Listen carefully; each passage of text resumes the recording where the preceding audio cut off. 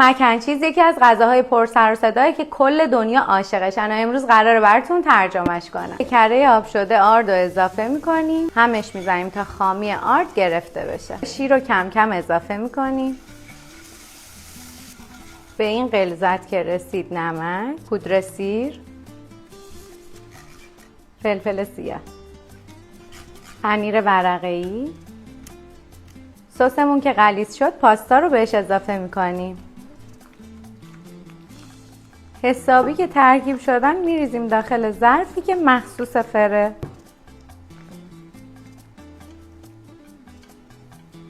میره داخل فر. نگم از بویی که تو خونه ما راه افتاده.